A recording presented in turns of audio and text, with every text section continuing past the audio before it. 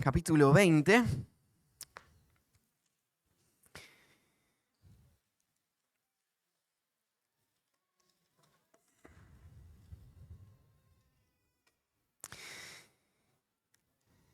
Después de una pequeña pausa, hoy volvemos a retomar nuestra línea en la historia que estamos siguiendo con Cristo yendo hacia Jerusalén. Y mientras se dirige allá en el camino, hablando con los discípulos en cuanto al reino y preparándoles para la nueva etapa que estaba por comenzar.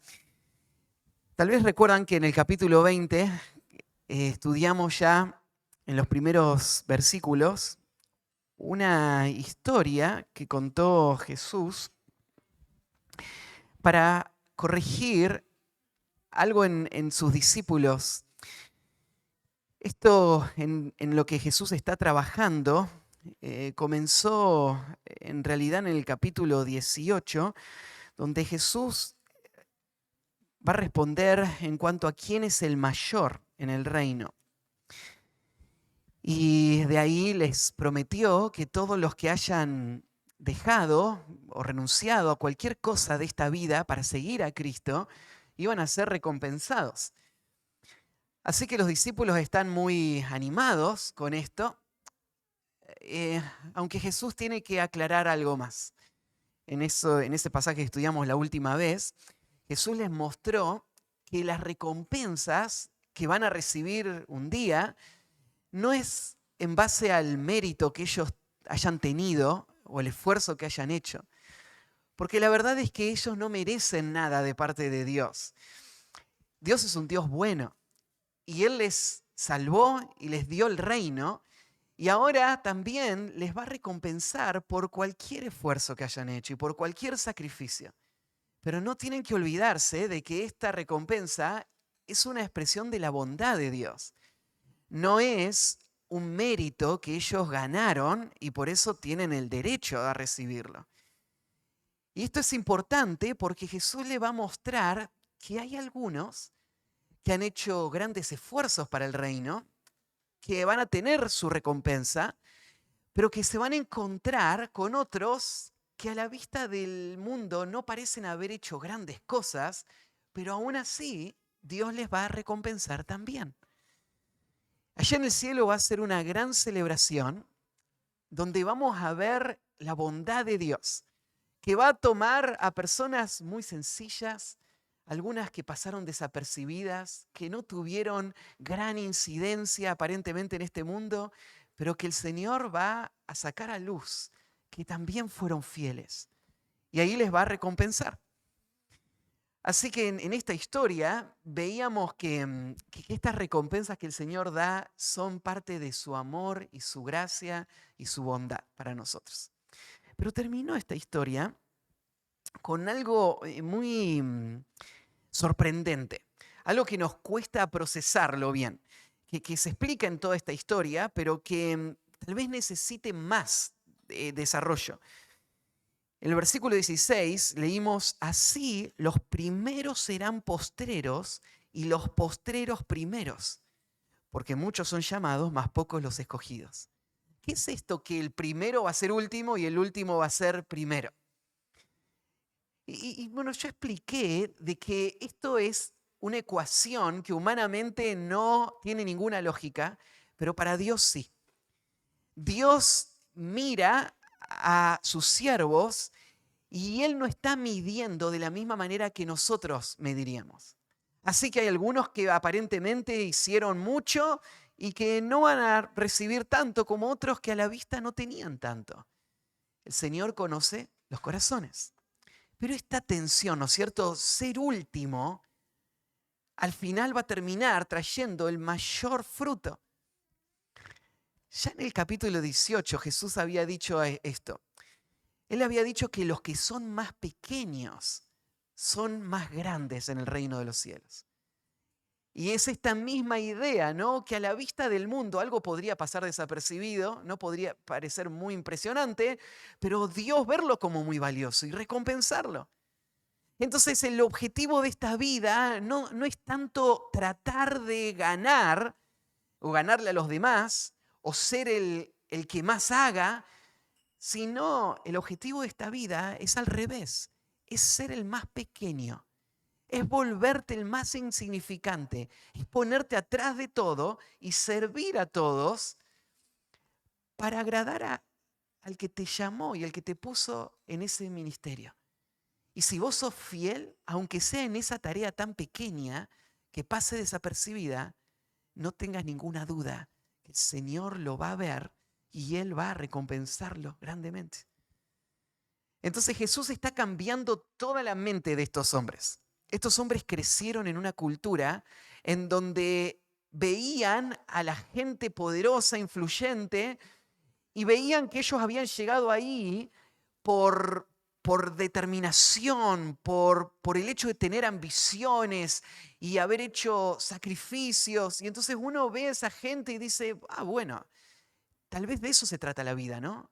Tal vez la vida se trata de tratar de llegar hasta la cima con todas tus fuerzas. Y así era la sociedad en donde ellos estaban.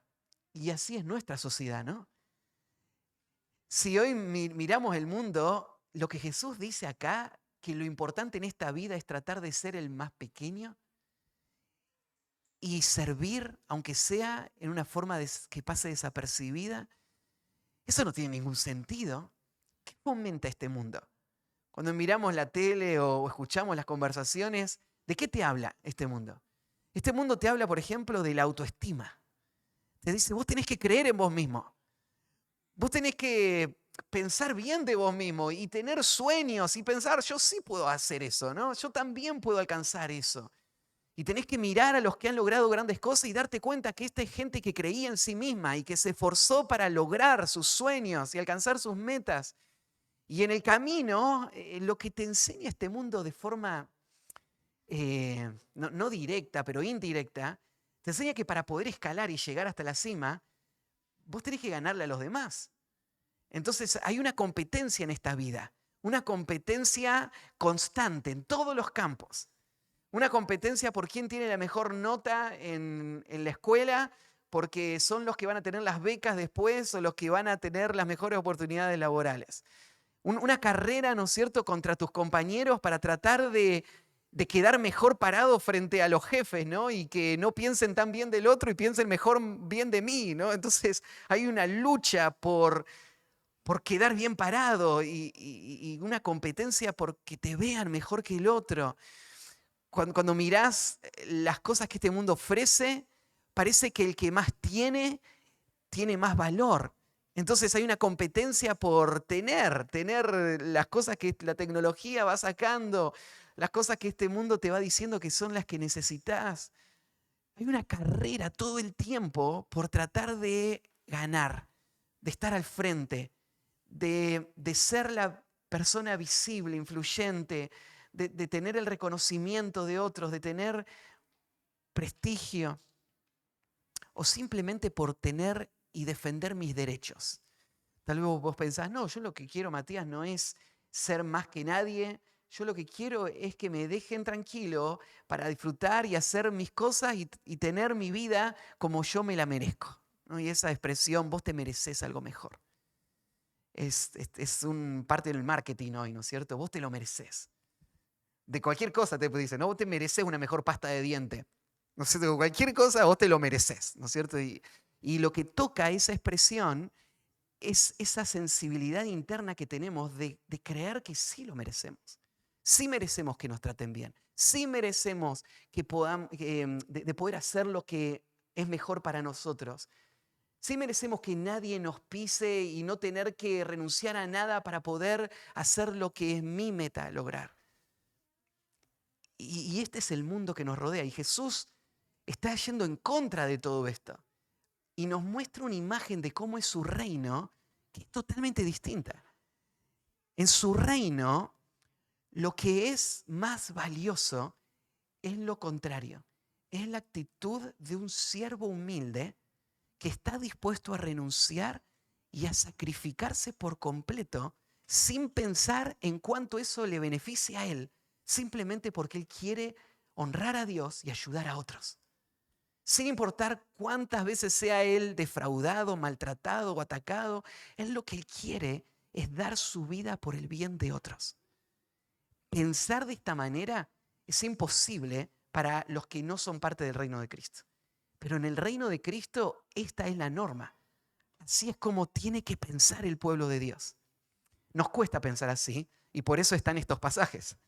Porque el Señor le tuvo que enseñar varias veces a sus discípulos las mismas lecciones. Y aunque en el capítulo 18 ya habló de quién es el más grande en el reino de los cielos, ahora va a volver a hablar de ese tema. Y vamos a estudiar entonces este tema de el servicio sacrificial como la verdadera grandeza. Así que el título es ese, el servicio sacrificial, la verdadera grandeza. ¿Qué es ser grande para Dios? ¿Qué es ser verdaderamente grande? Ser verdaderamente grande es estar dispuesto a ser el siervo de todos, aunque eso requiera pagar el precio máximo. Eso es ser verdaderamente grande para Dios. Y vamos a estudiarlo en este pasaje, ¿sí? Vamos a leer del versículo 17 hasta el 28. Dice así: subiendo Jesús a Jerusalén, tomó a sus 12 discípulos aparte en el camino y les dijo: he aquí subimos a Jerusalén y el Hijo del Hombre será entregado a los principales sacerdotes y a los escribas y le condenarán a muerte y le entregarán a los gentiles para que le escarnezcan, le azoten y le crucifiquen. Mas al tercer día resucitará. Entonces se le acercó la madre de los hijos de Zebedeo con sus hijos, postrándose ante él y pidiendo algo. Él le dijo: ¿qué quieres? Ella le dijo: ordena que en tu reino se sienten estos 2 hijos míos, el uno a tu derecha y el otro a tu izquierda. Entonces Jesús respondiendo dijo: no sabéis lo que pedís. ¿Podéis beber del vaso que yo he de beber y ser bautizado con el bautismo con que yo soy bautizado? Ellos dijeron: podemos. Él les dijo: la verdad de mi vaso beberéis, y con el bautismo con que yo soy bautizado seréis bautizados. Pero el sentaros a mi diestra, a mi derecha y a mi izquierda, no es mío darlo, sino a aquellos para quienes está preparado por mi Padre. Cuando los 10 oyeron esto, se enojaron contra los 2 hermanos. Entonces Jesús, llamándoles, dijo: sabéis que los gobernantes de las naciones se enseñorean de ellas, y los que son grandes ejercen sobre ellas potestad. Mas entre vosotros no será así, sino que el que quiera hacerse grande entre vosotros será vuestro servidor. Y el que quiera ser el primero entre vosotros será vuestro siervo. Como el Hijo del Hombre no vino para ser servido, sino para servir y para dar su vida en rescate por muchos. La verdadera grandeza, entonces, este pasaje nos va a mostrar es el servicio sacrificial. Vamos a ver en los primeros versículos el camino de Dios a la verdadera grandeza. El camino de Dios a la verdadera grandeza. Y vamos a ver esto no en una explicación, sino en una predicción, en una profecía que va a dar Jesús y que va a hablar de lo que Él sabe que le espera. Ahí en el versículo 17 arranca así: subiendo Jesús a Jerusalén, tomó a sus 12 discípulos aparte en el camino. Tal vez te olvidaste que Jesús había pasado gran parte de su ministerio en Galilea, pero ahora se fue de allá para no volver y está yendo hacia Jerusalén. En Jerusalén está el templo, están los líderes de Israel y Él sabe que este es su último viaje. Allá en Jerusalén Él va a ser condenado y ejecutado. La profecía que leímos acá en los versículos 18 y 19, esta es la tercera vez que Jesús habla de lo que está por pasar. Jesús sabe muy bien a qué vino este mundo. Él vino a buscar y a salvar lo que se había perdido. Él sabe que le espera una cruz. Toda su vida ha estado esperando este momento. Él sabe que este es el último viaje y Él se dirige para allá. O sea, para Jesús, la traición, la condena y la ejecución no van a ser un accidente. Él fue voluntario para esto. Él respondió al Padre cuando el Padre le envió al mundo con un sí. Y Él vino al mundo para hacer esta tarea. Él vino para dar su vida. Esto muestra la expresión de servicio más perfecta que este mundo jamás conoció. Que el Dios del cielo, el creador y el dueño, el soberano, esté dispuesto a hacerse hombre, a vivir entre nosotros y a pagar el precio máximo, dando su vida para poder rescatarnos a nosotros. Esto es la expresión más grande de servicio porque eso es servicio real. Servicio real implica renuncia, implica sacrificio, movido por amor. En el servicio real hay una entrega incondicional y este es el cuadro más precioso que podrías imaginar. Acá está Jesús hablando de sí mismo como el siervo del Señor. El que vino con la actitud de un siervo, dispuesto a servir, aunque eso requiera ser maltratado y asesinado. Jesús está subiendo a Jerusalén para este propósito. Y en este contexto, dice que Él toma sus 12 discípulos aparte en el camino y les dijo. Esta es la primera vez que aparece este término los 12 para referirse al grupo de apóstoles. A partir de ahora este concepto va a ir creciendo, llamándoles a los discípulos como los 12, cerrando ese número. Ellos son los que Jesús designó para que sean sus representantes. Ellos van a ser enviados después para que lleven el mensaje de la resurrección al mundo. Los 12 son los que van a seguir el ministerio después que Jesús ya no esté. Hay muchos más que estaban ahí escuchando y que estaban siguiendo a Cristo, pero los 12 iban a ser los líderes de la iglesia cuando comenzara. Así que Jesús quiere preparar a estos hombres. Y aunque Él está con mucha gente, Él va a dedicar tiempos especiales para conversar con ellos y prepararlos a ellos. Esto es un ejemplo de cómo Cristo priorizó su tiempo y enfocó sus fuerzas en entrenar a líderes que después que Él ya no esté puedan seguir adelante con la tarea. Ellos son los hombres que van a ser el fundamento. Cristo es la piedra fundamental y ellos el fundamento sobre el que la iglesia va a crecer. Así que Jesús los toma aparte, dando a entender que había más gente yendo hacia Jerusalén con Él, pero Él los separa. Dice, no, ahora solo con ellos y se lleva solo a los 12 para hablar con ellos.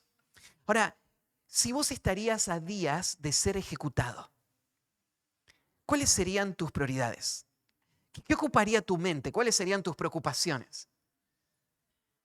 ¿Te llama la atención cómo Jesús está a punto de ir a la cruz y todo lo horrible que va a pasar, pero Él no está pensando de Él con autocompasión, sintiéndose, ¿no es cierto?, pobre de mí, necesito que todos me consuelen? Él está pensando en sus discípulos. Él está pensando cómo lo van a enfrentar ellos a esto. ¿Cómo les va a costar a ellos verme a mí clavado en una cruz? Ellos tienen que estar preparados para ese momento. Así que Jesús está pensando como un siervo aún en esta situación. Él no está pensando en Él y en su situación, Él está pensando en los discípulos. Ellos necesitan palabras de afirmación, palabras de consuelo. Ellos necesitan prepararse para eso. Así que Jesús los aparta y les enseña. Y en esto muestra la cercanía que Él está teniendo con ellos. ¿Qué les va a decir? Versículo 18. He aquí.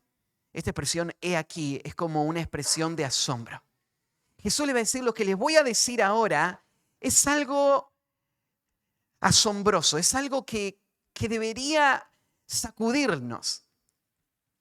Claro, lo que Él les va a explicar acá es que el Mesías prometido, que Israel había esperado por milenios, ahora iba a ser rechazado, iba a ser maltratado de la forma más horrible, iba a ser torturado y ejecutado. Así que arranca con esta expresión, he aquí.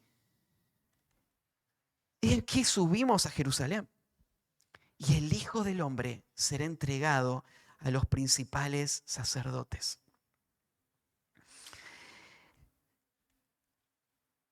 Jesús va a dar una predicción que va a ser la más clara hasta ahora.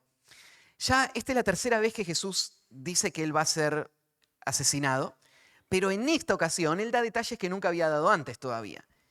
Los detalles son tan claros y tan precisos que podrían ser tomados como un bosquejo del resto del Evangelio de Mateo. Si vos agarrás las palabras del versículo 18 y 19, las podrías desparramar por el resto del Evangelio de Mateo y seguir al pie de la letra todo lo que Jesús dice, cómo se cumple en él paso a paso. Lo que Jesús dice es que alguien lo va a traicionar. Esa palabra será entregado a los principales sacerdotes. La palabra entregar ahí tiene que ver con una traición. Para que haya una traición, tiene que haber alguien de mucha confianza que va a hacer algo inesperado. Una traición no la podría hacer un enemigo. Del enemigo se espera que me ataque, ¿no? Traición es alguien cercano del que no se espera que va a volverse en mi contra y que va a servir para llevarla a la muerte. Entonces, Jesús está anticipando la traición de Judas. Y acordate, Judas está acá escuchando todas estas palabras. No solo la traición, alguien que él confía le va a entregar, sino después va a explicar el rol que los principales sacerdotes, ahí en ese tiempo había 2 sumos sacerdotes que lideraban juntos la nación, junto con los escribas, que eran los expertos en la ley. Ellos iban a dar la sentencia final para condenar a Cristo. O sea, había un traidor, iba a haber un concilio de los líderes de Israel que iban a ser los que iban a determinar que Jesús debía morir. Ellos iban a condenarlo como culpable y luego en el versículo 19 le iban a entregar a los gentiles. Acá esto debería haber sido también asombroso porque para un judío, un gentil, era un perro, era alguien despreciable. Y que los líderes de Israel hagan una alianza con los gentiles muestra lo bajo que estaban cayendo estos hombres. Con tal de matar al Mesías, ellos iban a usar a los gentiles como la herramienta para destruir a Cristo. ¿Y qué iban a hacer cuando sea entregado Cristo a los gentiles? Y acá se está refiriendo a Pilato, ¿no? Y a los que iban a determinar la muerte de Cristo. Dice, para que le escarnezcan, le azoten y le crucifiquen. Jesús está describiendo con palabras que hasta ahora no había usado cómo iba a ser su muerte. Primero él habla de que iba a ser escarnecido. Esto tiene que ver con burlas que iban a venir para Cristo. Hay varios pasajes que vamos a estudiar más adelante donde describe la cruz y lo que pasó, pero déjenme leer solo alguno para que vean a qué se está refiriendo las burlas que Jesús iba a tener que sufrir. Ahí en el capítulo 26 de Mateo, versículo 67, dice así: entonces le escupieron en el rostro y le dieron de puñetazos.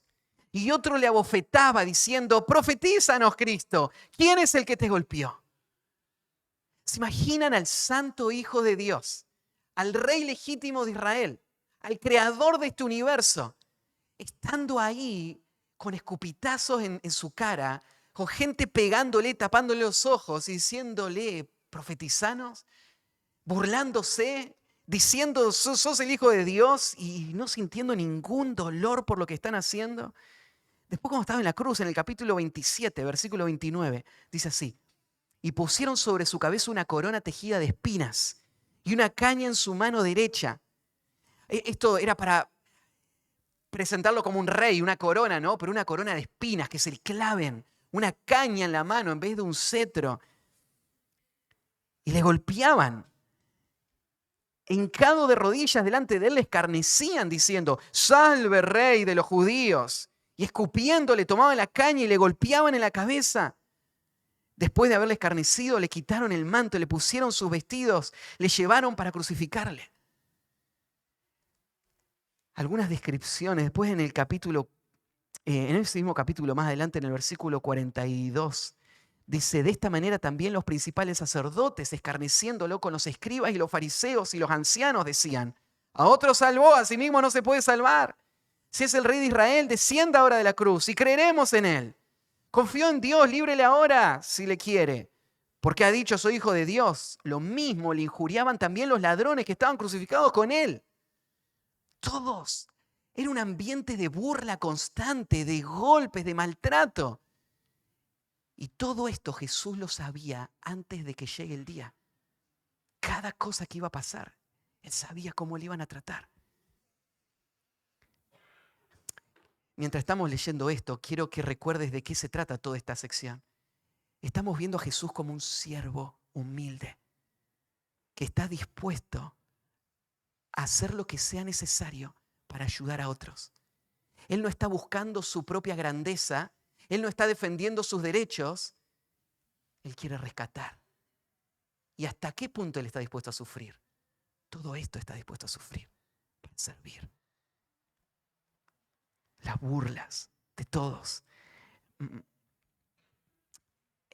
Ahí después agrega no solamente la burla, los azotes, le azotarán. Y vos sabés, porque ya has escuchado esta historia tantas veces, que los azotes romanos tenían varias tiras, en las puntas tenían piezas metálicas o huesos que les ataban para que cuando golpearan el cuerpo se claven en el cuerpo del que están azotando y cuando tiren arranquen la carne. No era solamente el dolor del látigo, era su cuerpo desarmado, sus músculos cortados, con un látigo diseñado para la tortura más atroz. Y Jesús fue azotado de esta manera para poder servir. Y agrega: y le van a crucificar. La idea de la crucifixión es el método de tortura más horrible que este mundo ha conocido. Porque incluía no solamente la agonía física de una persona que estaba colgada por varios días, sufriendo y torturado, mientras su cuerpo literalmente se podría sobre una cruz con un dolor agonizante, sino la vergüenza de estar desnudo frente a toda la gente que pasa continuamente, más el tormento de pensar que su cuerpo iba a ser devorado por las fieras y no iba a tener una resurrección digna, y entonces en la mente de los antiguos su alma iba a divagar sin rumbo por toda la eternidad sin nunca encontrar paz. Los romanos habían desarrollado este método para pensar qué puede ser la forma de asesinar a alguien de la manera más atroz. Y eso es lo que hicieron con Cristo. Y Jesús lo sabe. Y Él está yendo hacia Jerusalén. ¿Y por qué va a Jerusalén? Porque Él vino a servir. Él no vino a sentarse en el trono y a tener el cetro. Eso iba a venir un día. Pero para poder llegar al trono y al cetro, Él a donde vino fue a dar su vida para servir a los que lo necesitaban. A esa misma gente que lo estaba insultando, a esa misma gente que lo estaba golpeando. Bueno, no termina ahí, agrega esta última: más al tercer día resucitará. Jesús sabe que el servicio y la entrega completa no es el fin de la historia, porque está también en el plan de Dios que Él salga de la tumba y venza la muerte. Y entonces después del dolor viene la gloria. Y Jesús lo sabe. Y esa es su confianza. Algunos erróneamente han pensado que Jesús en algún momento tuvo temor de morir y quedar separado de Dios por toda la eternidad. Es algo totalmente inimaginable y absurdo. Jesús dice aún acá: el Hijo del Hombre va a resucitar. No hay ninguna duda. Y todo esto pasó de acuerdo a las profecías que se habían dado en cuanto a Cristo. Jesús lo sabía. Ya había sido dicho por los profetas antes, con sumo detalle. Pero hay un detalle que tal vez se te pudo haber pasado por alto cuando leí esto y que no lo comenté hasta ahora. Mirá el versículo 18 cuando arranca. Jesús dice, he aquí, subimos a Jerusalén. ¿Te das cuenta que ese verbo está en su forma plural? Juntos estamos yendo hacia Jerusalén. ¿Y qué hay en Jerusalén? Burlas, maltrato, azotes, una cruz y una tumba vacía. Pero estamos yendo juntos para allá. Esto nos hace acordar que cuando Jesús llamó a sus discípulos y ellos estaban muy animados de pensar que el rey estaba entre ellos, Jesús les dijo esto: si alguno viene en pos de mí, tome su cruz y sígame. Que no aborrece padre, madre, mujer, hijo, Dios también sobrevive y toma su cruz cada día, no puede ser mi discípulo. Porque si Jesús va a Jerusalén, sus discípulos van con él. Lo que Jesús le está diciendo es, ustedes se anotaron para esto. Yo vine a este mundo a servir a este mundo. Y quiero que estén a mi lado, sirviendo a este mundo. Aun cuando esto va a requerir una cruz. ¿Estás dispuesto a ir a la cruz junto con Cristo para servir junto con Cristo a los que más lo necesitan? Este es el cuadro. Esto es lo que Jesús le está tratando de enseñar. Esto es lo importante. Esto es lo que tenemos que tener en nuestra mente ahora. Toda nuestra atención puesta en la renuncia, en la entrega, en el sacrificio y en la victoria que va a venir después. Así que lo que vemos ahí es el camino de Dios a la verdadera grandeza. Dios eligió que este sea el camino a la grandeza. Cristo un día va a ser exaltado sobre todo nombre y sobre él se va a doblar toda rodilla. Pero ¿qué dice Filipenses 2 antes de decir eso? Que Jesús se humilló, se hizo un siervo hasta la cruz y entonces Dios le exaltó. Viene una corona, pero antes de la corona hay una cruz. Y ahora la atención tiene que estar puesta en la cruz. Eso es lo que Jesús le está queriendo enseñar. Ahora, vamos al segundo punto. Vimos el camino de Dios a la verdadera grandeza y ahora la confusión de los discípulos en cuanto a la verdadera grandeza. El camino de Dios y ahora la confusión de los discípulos. Ese anuncio tan trascendental que Jesús le acaba de decir va a caer en oídos sordos y corazones endurecidos. Los discípulos no disciernen, no se dan cuenta de lo que Jesús les quiere mostrar. Ahí en Lucas 18:34, en un pasaje paralelo, dice así: pero ellos nada comprendieron de estas cosas, y esta palabra les era encubierta y no entendían lo que se les decía. Esta parece ser la actitud o la situación continua de los discípulos. Jesús les trata de explicar algo y ellos no entienden. Porque te llama la atención que en esa misma situación Jesús le está diciendo, vamos todos y yo voy a morir en Jerusalén. Y de repente viene y pasa la mamá de Jacobo y Juan y hace este pedido, ¿no? Versículo 20. Entonces se le acercó la madre de los hijos de Zebedeo con sus hijos. Esa palabrita entonces da a entender en esta misma situación. O sea, en ese mismo momento, cuando Jesús acaba de decir que Él va a dar su vida para rescatar a otros, pasa la madre de los hijos de Zebedeo. Nosotros sabemos quién es la madre, quiénes son los hijos de Zebedeo. Esto es Jacobo y Juan. En los pasajes paralelos de Marcos y Lucas, de Marcos, perdón, se menciona este mismo hecho y se señala que vienen Jacobo y Juan.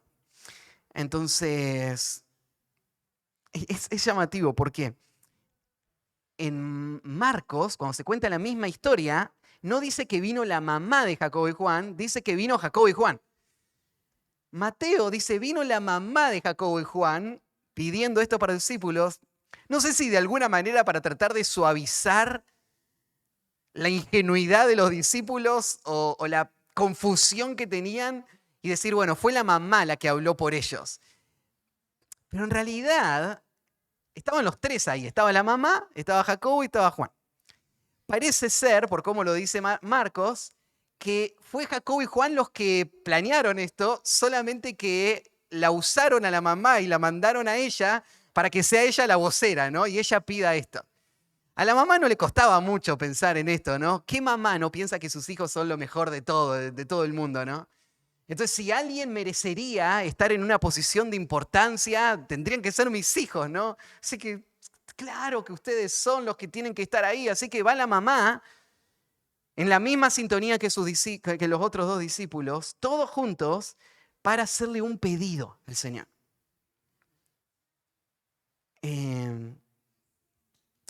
Antes de hacer el pedido, dice que ella se postró ante él y le pidió algo. La idea de postrarse significa, esta mujer está reconociendo que Jesús es el Mesías, ese es el rey. Ella cree en el reino que se acerca por lo que pide. Entonces, estas cosas son muy buenas.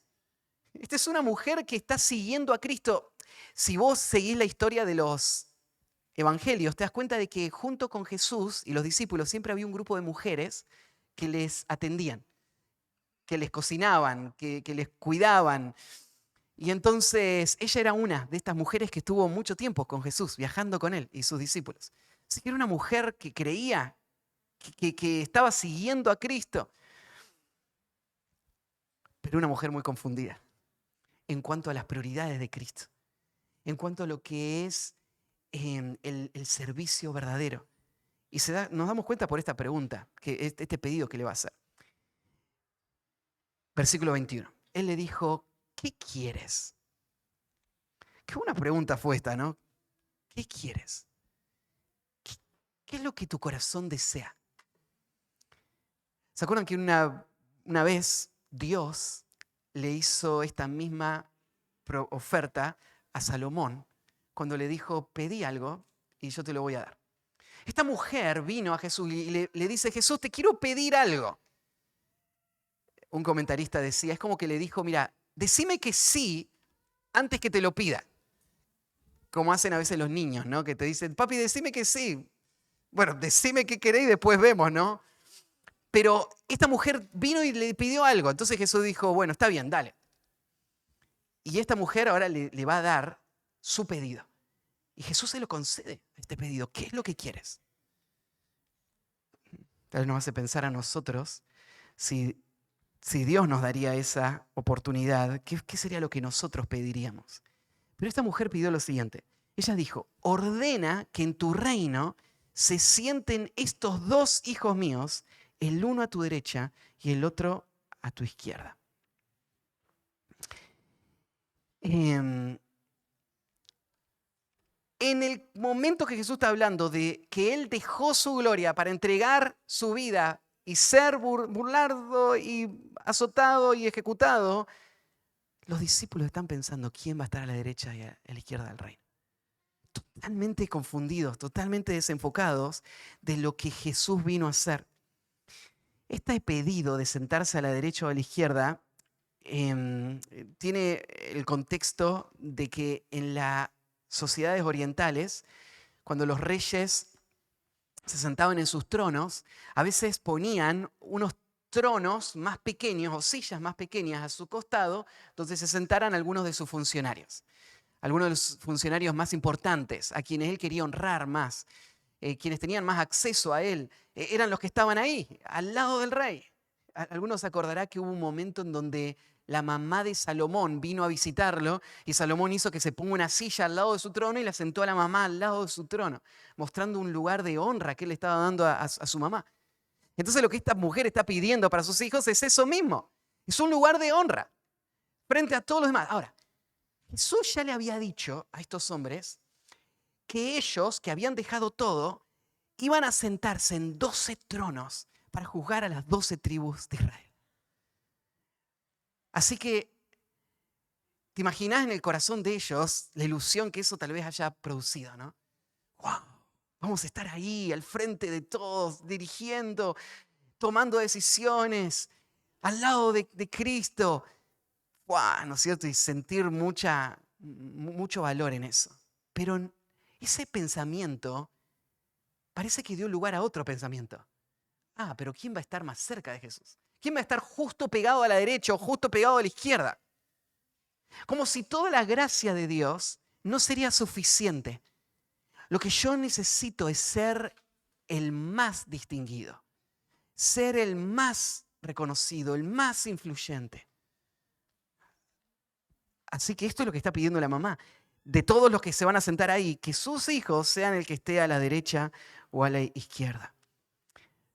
Y ya sabemos que no es solo la mamá, son los discípulos los que lo están pidiendo a través de la mamá. Ya Jesús había hablado de esto en el capítulo 18. Ya lo estudiamos, ¿no? La verdadera grandeza es ser el más pequeño. Y ahora están pidiendo ser el más grande. ¿Cuánto necesitamos que el Señor siga exponiendo esta tendencia continua que hay en nuestro corazón de olvidar nuestro llamado al sacrificio y a la renuncia y al servicio y reemplazarlo con un sentido de derecho, de valor, la búsqueda de relevancia, de importancia, de gloria o de cualquier beneficio personal? Fácil, nuestro corazón se desvía. Y entonces acá los discípulos necesitan la segunda lección. Versículo 22. Entonces Jesús respondiendo dijo: ¿cómo va a tratar ahora Jesús a estos hombres que no entienden nada? Que están pensando en su propia grandeza y su propio lugar en el reino y no están entendiendo que Jesús les llamó a tomar la cruz. Y eso es todo lo que Él les dijo. Y que la recompensa va a venir después de parte del Padre. Bueno, Jesús va a responder de manera muy paciente y amorosa. Uno podría imaginarse en sus zapatos lo difícil que sería tratar de enseñar a personas que siguen insistiendo con la misma inmadurez, con la misma rebeldía. Pero bueno, esos somos nosotros. Gracias a Dios que Jesús es paciente. Así que la respuesta de Jesús es paciente pero clara. No sabéis lo que pedís. No tenés ni idea de qué se trata la vida ni el ministerio. Estás totalmente desenfocado. Yo le estoy hablando acerca de una cruz y ustedes me están hablando de quién va a estar a la derecha o a la izquierda. Una confusión total. No estás pensando bien en el ministerio, no estás pensando bien en el servicio. No tenés que poner tu atención ahí. Entonces Jesús les corrige y mirá cómo sigue la pregunta que va a hacer. ¿Podéis beber del vaso que yo he de beber y ser bautizado con el bautismo con que yo soy bautizado? Jesús va a mostrar esto. Mi exaltación futura va a venir como resultado del sacrificio presente. Como Filipenses capítulo 2, ¿no? Como el Hijo se humilló, tomó forma de siervo, se hizo obediente hasta la muerte y muerte de cruz, entonces Dios le exaltó hasta lo sumo. ¿Vos querés estar exaltado hasta lo sumo? ¿Estás seguro? ¿Vos sabés lo que estás pidiendo? ¿Qué está pidiendo una persona que quiere ser exaltada hasta lo sumo? ¿Qué piensa? Lo que está pidiendo es hacer el sacrificio más grande.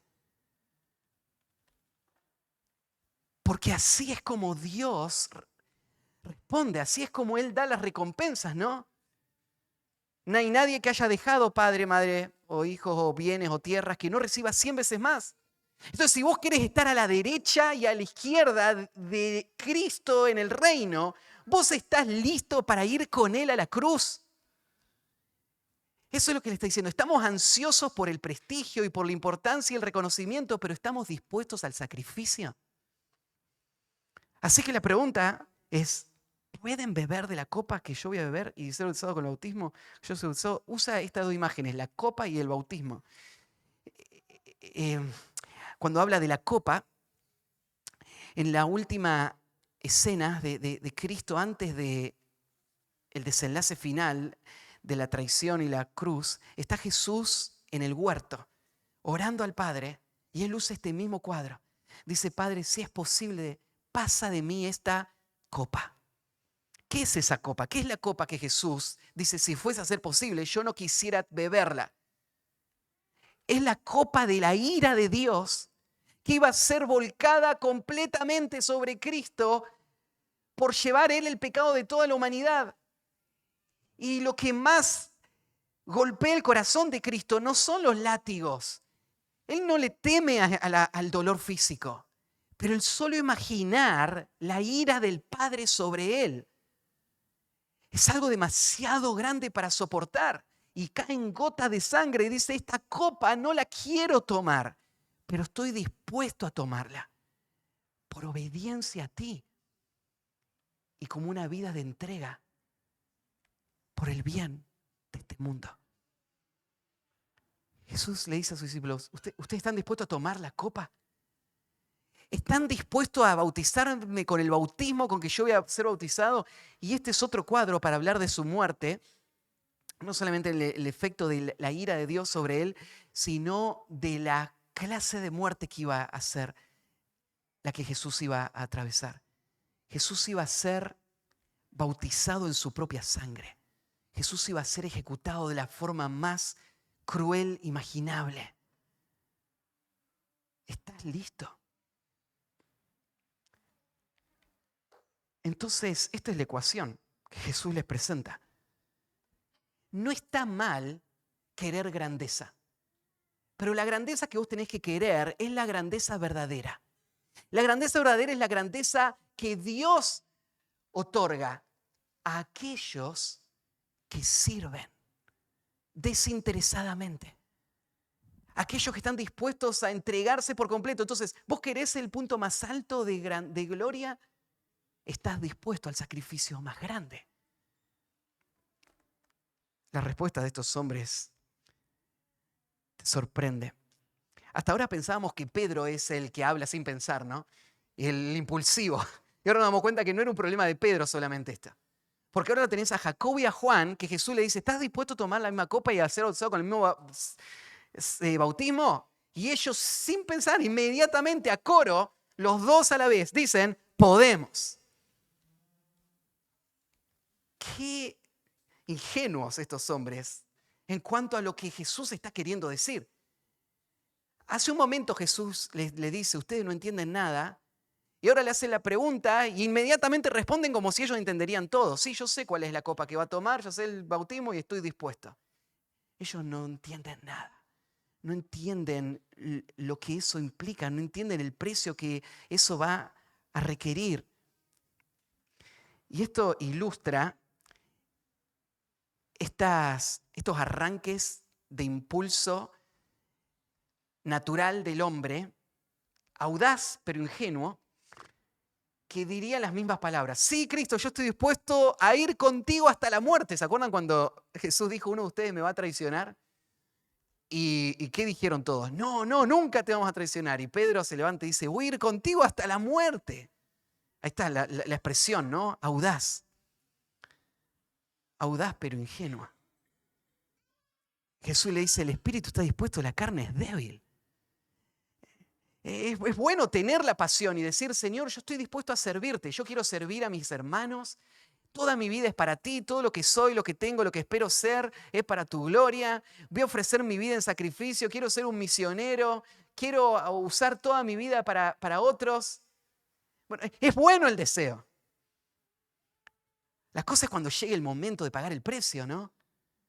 Cuando empiecen a maltratarte, a insultarte, a golpearte, a despreciarte, cuando sufra físicamente y cuando no vea ningún fruto y cuando te des cuenta que tenés que morir y darlo todo sin ver nada por aquellas personas que te rechazan. Ahí vamos a ver realmente. Ahora uno podría decir, ¿pero está mal tener este deseo? No, no está mal tener este deseo. Pero este deseo debería estar acompañado con una actitud humilde de dependencia del Señor. Podríamos decir, no puedo. Hazme capaz de enfrentar lo que Dios me dio a mí para llevar. Señor, tú sabes cuánto me amo a mí mismo y cuánto me costaría servir como Cristo sirvió. No está en mí el poder hacerlo, pero Cristo es mi esperanza. Él puede darme la gracia. Él es mi ejemplo. Él es la motivación. Dame la oportunidad y haz lo posible. Quiero llevarte gloria a ti. Tal vez eso hubiese sido una respuesta más sensata. Pero estos hombres impulsivamente dicen, puedo, sí, dame el sacrificio necesario, lo que sea necesario para estar sentado a la derecha o a la izquierda. Y esto va a ser la respuesta de Jesús. Él les dijo, a la verdad de mi vaso beberéis. Fíjate, no mi copa beberéis, sino de mi vaso beberéis. O sea, algo de lo que yo voy a sufrir, ustedes van a sufrir. Y con el bautismo con que yo soy bautizado, seréis bautizados. Esta es una predicción para estos dos hombres que van a enfrentar la persecución. Jacobo, uno de estos dos, va a ser el primer mártir de la historia de la iglesia. El primer hombre en sellar con su propia sangre su testimonio. Y Jesús ya le había dicho, vas a tomar de esa copa. Vas a ser bautizado por ese bautismo. Juan es el otro. Y vos decís, bueno, Juan no murió en la persecución. Claro, no murió. Pero tomar la copa y ser bautizado con el bautismo no es solo el acto final. Es todo el proceso. Y Juan sí fue perseguido. ¿Se acuerdan que Juan fue deportado a la isla de Patmos, que se llamaba Mi Muerte? Una isla de tortura donde se esperaba que él muera. Y Juan conoce, en el capítulo 1 de Apocalipsis, él dice que él es compañero de los demás creyentes en los padecimientos. Él sabe lo que es el sufrimiento por Cristo. Sí, van a tomar, van a ser bautizados. Pero el sentarse a mi derecha y a mi izquierda no es mío darla. Qué decepción, ¿no? Van a pagar el precio, pero la recompensa, eso le corresponde a Dios. Fíjate, ni siquiera Cristo vino al mundo buscando la recompensa. Él vino al mundo dispuesto a servir y dejó la recompensa en las manos del Padre, confiando en que el Padre iba a hacer lo que era mejor. Y sí, aquel que se humilló hasta lo sumo va a ser exaltado ahora. Y Él está enseñando a los discípulos lo mismo. Vos no tenés que hacerlo como una transacción económica. Bueno, yo estoy dispuesto a morir, pero después, ¿qué me vas a dar? No. Eso le corresponde al Padre, no te corresponde a vos, no me corresponde a mí. Eso le corresponde al Padre. Déjalo en las manos del Padre. Lo que a vos te corresponde es obedecer y servir y entregarte por completo, tal como vos me ves a mí, entregándome. Y le dice algo más, ahí este lugar de la derecha y de la izquierda está reservado para quienes está preparado por mi Padre. ¿Quién será que se va a sentar? ¿No te genera un poco de curiosidad eso? Tal vez hasta junto con los discípulos, en el fondo de tu corazón, una expectativa y un deseo de que tal vez seas vos que esté ahí a la derecha o a la izquierda. Y eso muestra que no estamos tan lejos de los discípulos y de lo que ellos le pidieron al Señor. A veces eso es lo que deseamos. Y lo que Jesús está haciendo es todo lo contrario, es enfocando toda nuestra atención en la cruz y dejando al Padre la recompensa. No importa, Él sabe, ellos ya está designado antes de la fundación del mundo, así como el reino fue preparado para los que el Padre ya preparó de antemano, también estos lugares están preparados en el reino para ellos. Entonces vimos en primer lugar el camino de Dios a la verdadera grandeza. En segundo lugar, la confusión de los discípulos en cuanto a la verdadera grandeza. La verdadera grandeza viene a través del sacrificio y del servicio. Tercero, la distorsión del mundo de la verdadera grandeza. La distorsión del mundo de la verdadera grandeza. Y acá vamos a ver que parte de la razón por la que pensamos mal de la grandeza es por la influencia que el mundo ha hecho sobre nosotros. Y tenemos que distanciarnos de los patrones del mundo. Mira el versículo 24. Cuando los 10 oyeron esto, se enojaron contra los dos hermanos. Podríamos tomar esto y decir, se enojaron seguramente porque dijeron, ¿cómo puede ser que no quieran vivir para Cristo y entregarse completamente para Él? ¿Cómo puede ser que no quieran ir a la cruz junto con Cristo? Podría ser, ¿eh? Pero ustedes saben que no fue eso. Se enojaron con los otros dos porque ellos dicen, nos madrugaron, dirían los argentinos, ¿no? Se nos colaron. Ellos ahora le hablaron primero a Jesús y ahora ellos van a ser los que tengan el lugar principal, porque los 12 querían estar en ese lugar. Todos estaban pensando de la misma manera. Entonces son dos los que hablan, pero son todos los que piensan igual. Y se nota por el enojo. Santiago dice, ¿de dónde vienen los pleitos? De las pasiones que combaten nuestros miembros. Entonces, ¿por qué me enojo con mi hermano? Sea cual sea la razón. No es por lo que mi hermano me hizo. Es por el pecado que hay en mi propio corazón. Entonces, con estos hombres está esa misma situación. Se enojan. ¿Y por qué se enojan? Porque ellos quieren lo mismo. Y entonces Jesús va a hablarle a todos ahora. Entonces Jesús llamándolos, vengan de nuevo. Ustedes tienen una lección que aprender. Sabéis que los gobernantes de las naciones se enseñorean de ellas y los que son grandes ejercen sobre ellas potestad. Esto es lo que ustedes han visto siempre. Ustedes lo saben porque así funcionan todas las instituciones, ¿no? ¿Qué es lo que pasa ahí afuera? Los gobernantes de las naciones se enseñorean de ellas.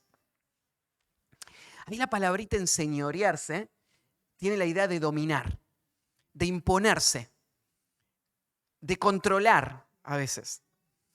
Por ejemplo, se usa en Hechos 19, 16 para hablar de este hombre endemoniado que intentaron sacarle los demonios usando el nombre Pablo y Jesús, y el endemoniado se levantó y dice que los dominó.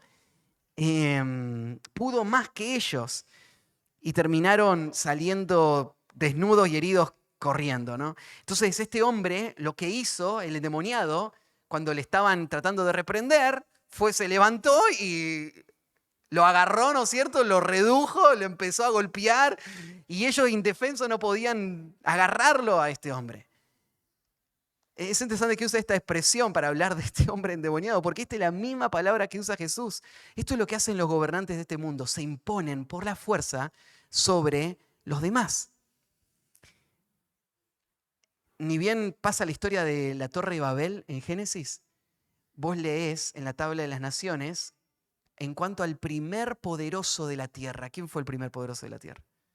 Nimrod. ¿Y cómo fue poderoso Nimrod? Bueno, fue poderoso porque él logró imponerse sobre los demás. Imponerse sobre los demás en su entorno y después usar esa fuerza para imponerse sobre otras ciudades, y él creó el primer imperio. Es que así funciona la grandeza en este mundo. Uno se impone, uno le gana, uno humilla, uno desacredita, uno frena el crecimiento de otros.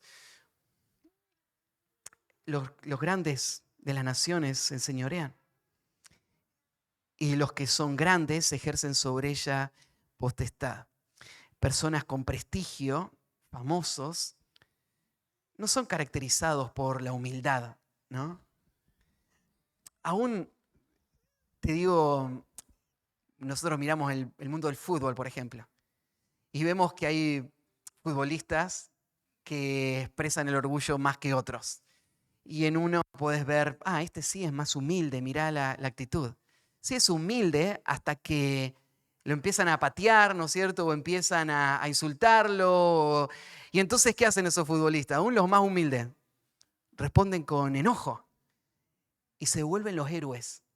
Y después las palabras que dicen con enojo al frente de la cámara la hacen remeras, ¿no es cierto? Y andan todos con esas remeras, ¿no es cierto? Porque este es nuestro héroe.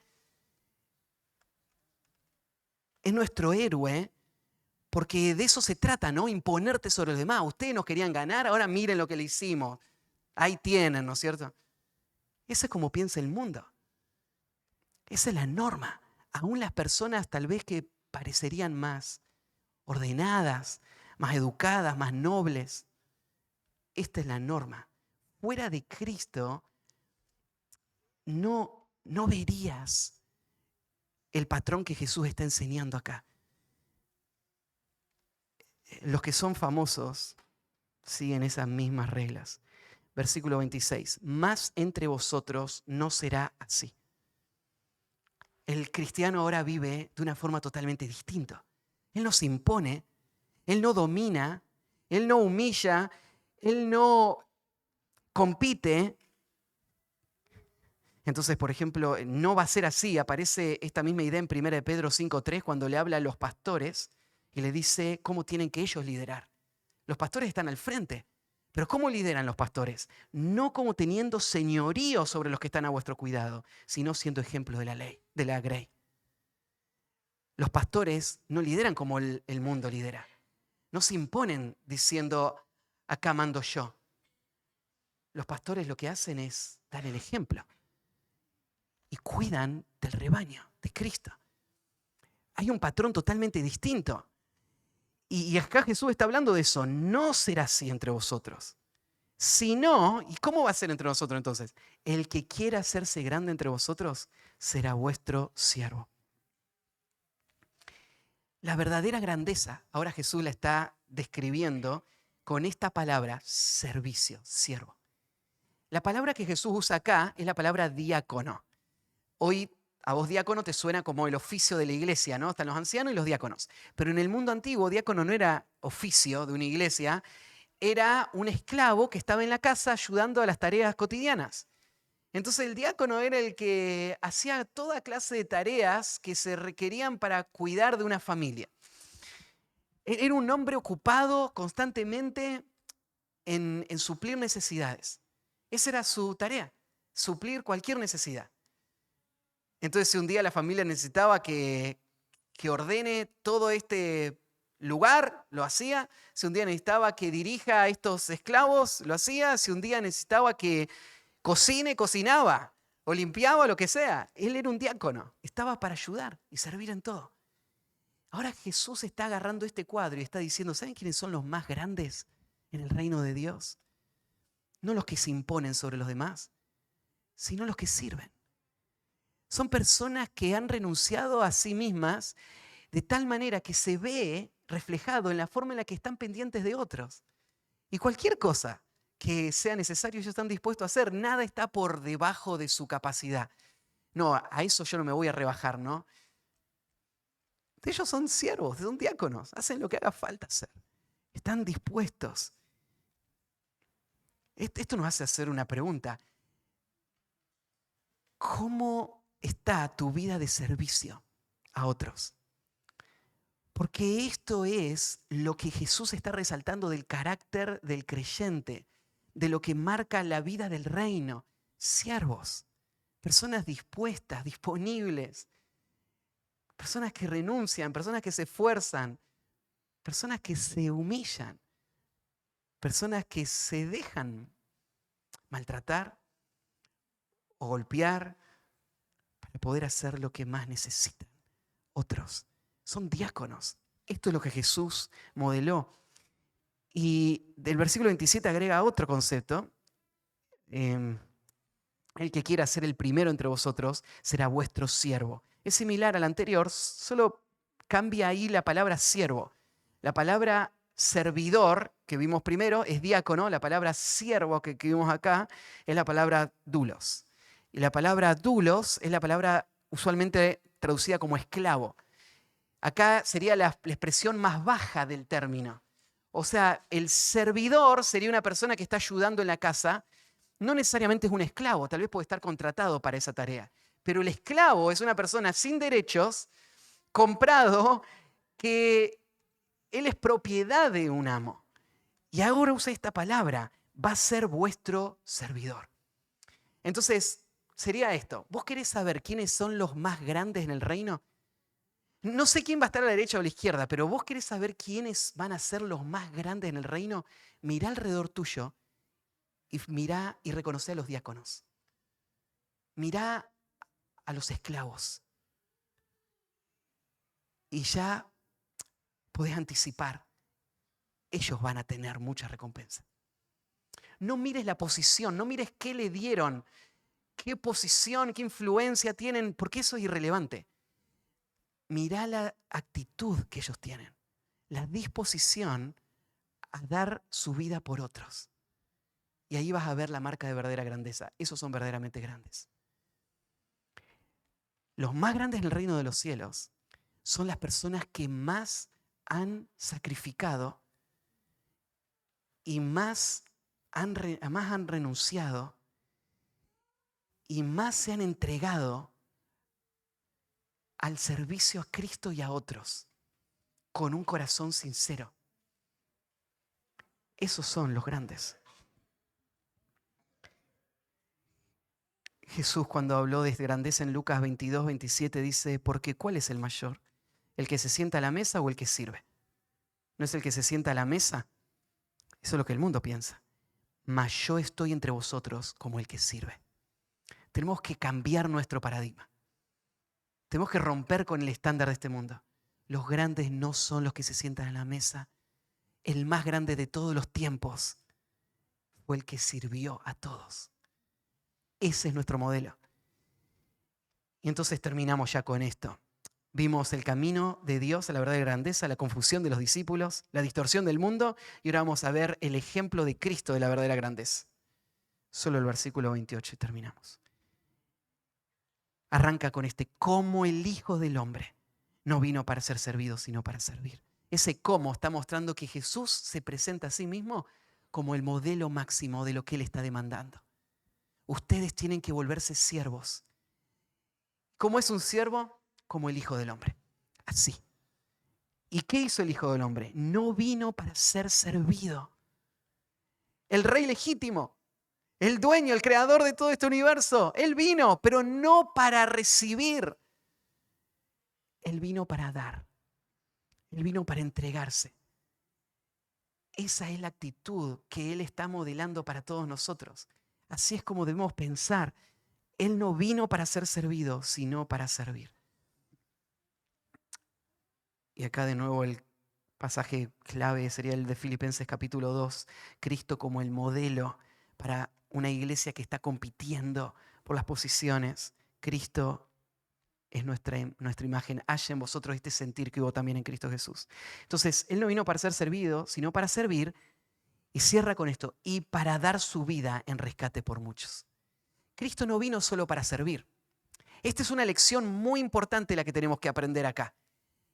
El pueblo de Dios debe enfocarse en el servicio, tal como Cristo se enfocó en el servicio. ¿Sí? Esta es la lección importante de toda esta historia. Pero si vos te vas solo con esa lección, te quedarías corto con algo. Cristo no solamente vino a servir y a ser el ejemplo de servicio, Él vino a rescatarnos de la esclavitud al pecado. Así que la pregunta es esta. ¿Vos ves en tu corazón la tendencia a buscar tus propios intereses? Cristo lo sabe. Por eso Él vino a este mundo, para rescatarte.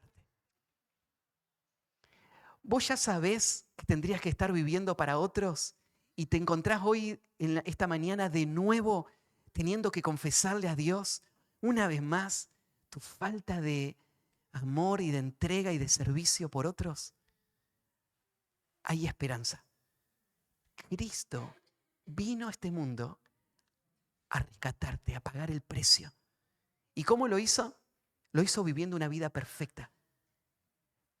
Toda la falta de amor y falta de entrega y servicio y consagración que muestra tu vida, Cristo la cumplió. Toda. Él ya corrió nuestra carrera y la ganó.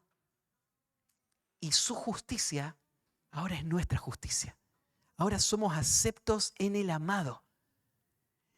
Entonces vos podés abrazarte de esa justicia y disfrutar de la gracia y la salvación que Dios te dio. Y todo el pecado que has cometido, todas las formas en las que no has amado, en las que no te has entregado, Cristo ya lo pagó en la cruz.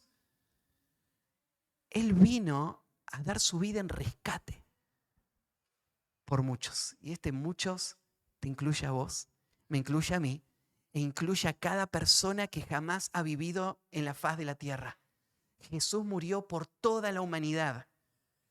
Pues sí, Matías, ¿por qué no usa la palabra todos ahí?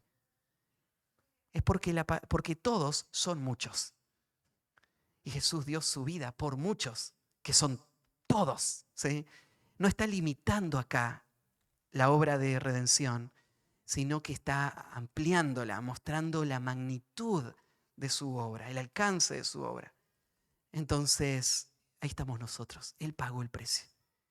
Y si hoy tenés que confesar, y tengo que confesar a Dios, tenemos ahí un abogado. Él pagó el precio por nosotros. Él nos puede limpiar. Él es nuestra justicia. Él ya vivió perfectamente todo esto. Y Él nos dice, ahora, así es como ustedes tienen que vivir en su reino. Sirviendo desinteresadamente.